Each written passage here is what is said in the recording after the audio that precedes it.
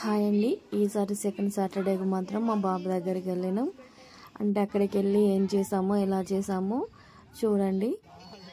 చాలా బాగుంటుంది వీడియో. తప్పకుండా లైక్ చేసి సబ్స్క్రైబ్ చేసుకోండి. మేము మాత్రం అంటే ముందుగానే ఇంట్లో ఫుడ్ మొత్తం ప్రిపేర్ చేసుకున్నానండి.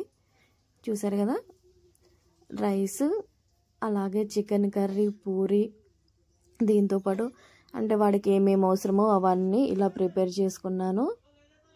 చూసారు కదా. అంటే మీరు వెళ్తే ఏమేమి తీసుకెళ్తారో కామెంట్ చేయండి. ఇక మళ్ళీ ఇక్కడ ఇవన్నీ తీసుకెళ్ళినా మళ్ళీ అక్కడికి వెళ్ళే వరకు వాడు పెద్ద లిస్ట్ పట్టుకొని ఉంటారు.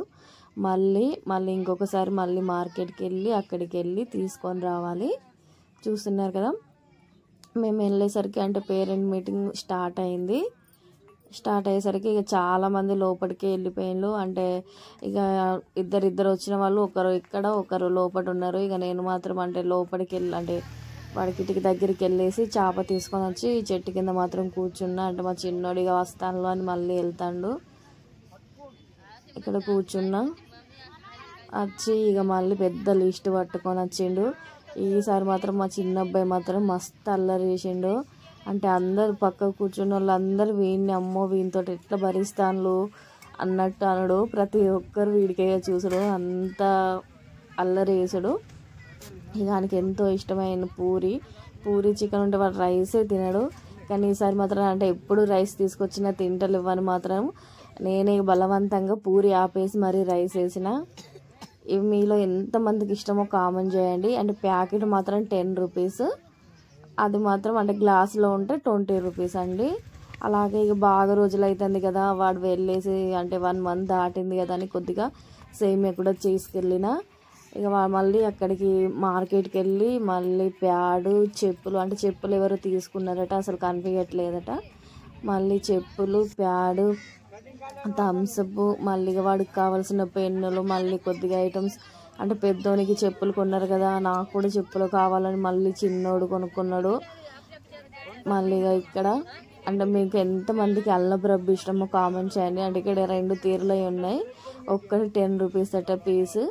ఇక్కడ మాత్రం వీడు పల్లి అలాగే అల్లం వేసింది తీసుకొచ్చిండు. అంటే డ్రాయింగ్ చేసినట మా పెద్ద అబ్బాయి. అంటే వాళ్ళ డాడీకి తీసుకొచ్చి ఇచ్చిండు. వాళ్ళ డాడీ తలేదురా అంటే నేను అక్కడ కూర్చుంటా కదా డాడీ అని అనేసిండు. డబ్బులు ఎప్పుడు తీసుకోడు. అంటే చేంజ్ ఎతికి మరి నేనే అంటే డబ్బులు ఉన్నా కూడా పూతాయట అండి. అక్కడ హాస్టల్లో అంతే కదా, ఎంత తాళాలు వేసినా కూడా అంటే ఒకరి వస్తాయట కొంతమందికి. నేనే బలవంతంగా వాడు ఒకటి ఇస్తే ఒక 20 ఇచ్చేళ్ళు అన్నీ ఉన్నాయి కదా అని అంటాడు. నేనే మళ్ళీ ఒక చేంజ్ మొత్తం చేసి 40 ఇచ్చేసిన. చూసారు కదా. అంటే ఫస్ట్ స్టార్టింగ్లో మాత్రము 100s, 200, 300 అట్లా ఇస్తే అంటే వేరే పెద్ద అబ్బాయికి అంటే ఎవరైనా తెలిసిన వాళ్ళకు ఇట్లా ఉంచు అంటే వాళ్ళు తీసుకున్నారు. ఇప్పటి వరకు అయితే వాళ్ళు ఇవ్వట్లేదు. ఇక అందుకని ఇక మధ్యలో కూడా ఇంకా ఎప్పుడన్నా వస్తారు కదా, ఎప్పుడు ఏదన్నా అవసరం ఉంటే ఇచ్చేయాలి, ఇప్పుడు అద్దు ఉట్టికి వెళ్తానే అన్నాడు. ఇక అన్నీ వాడికి కావాల్సిన ఐటమ్స్ అన్నీ తీసుకొచ్చి ఇచ్చేసినాం. మళ్ళీ ఎప్పుడు వస్తామో అని. వాడి రూమ్ అండి ఇది మాత్రం. ఇంత ఇక వాళ్ళు ఎక్కడోళ్ళు అక్కడ. ఇక సెకండ్ సాటర్డే కదా, వచ్చిన వాళ్ళు పేరెంట్స్ వచ్చిందంటేనే వాళ్ళ బాక్సులన్నీ తీసి ఇక అవన్నీ చదువుతారు కాబట్టి ఎక్కడ తీసుకున్నారు. వీడియో నచ్చితే తప్పకుండా లైక్ చేసి సబ్స్క్రైబ్ చేసుకోండి. థ్యాంక్ యూ ఫర్ వాచింగ్ అండి. చూసారు కదా. ఇక అక్కడ నుంచి మాత్రం బయలుదేరినాం. ఇక వాడు కూడా ఈసారి కొద్దిగా సరే వెళ్ళండి మరి మీరు అని అన్నాడు. ఫస్ట్ టైం వెళ్ళిన 2 ఇయర్స్లో. చూసారు కదా. అంటే వచ్చే వాళ్ళు వస్తారు, వెళ్ళే వాళ్ళు వెళ్తూనే ఉన్నారు. అంటే వాళ్ళ హాస్టల్లో మాత్రం అంటే 400 చేంజ్ ఉంటారు. ఇక అంతమంది పేరెంట్స్ కొద్దిగా మంది ఉంటారు. ఒకసారి గెస్ట్ చేయండి మీరే. వీడియో నచ్చితే లైక్ చేసి సబ్స్క్రైబ్ చేసుకోండి. Thank you for watching.